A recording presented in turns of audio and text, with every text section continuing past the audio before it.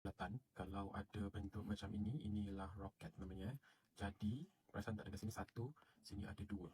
Jadi, apa yang kita nak buat ialah kalau dekat sini dia adalah 20, maksudnya dekat bawah ni kita kena darab 2. 20 darab 2, dia akan jadi 40. Kalau dekat atas 10, maksudnya darab 2, dia akan jadi 20 kat sini. Bila tu dia senang.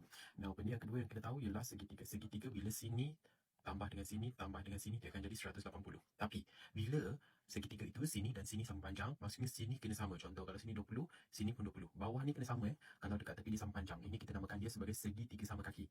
Ni kaki dia, ni kaki dia. Kaki dia mesti sama panjang. Okey, jadi kalau nak buat benda ni, senang je kita zoom in. Dekat sini kan roket. Jadi dekat sini ialah 1, sini ialah 2. Kena darab 2. 43 darab 2 akan dapat berapa? Akan dapat 86. Jadi dekat sini ialah 86. Macam ni. Okey, now macam mana nak cari dekat sini? Senang je. Kita akan ambil 180 tolak dengan 86. Kita akan dapat 94. Jadi 94 kita nak jadikan dia dua belah yang sama rata, kita kena ambil 94 bahagi dengan 2. Jadi bila 94 bahagi dengan 2, kita akan dapat berapa?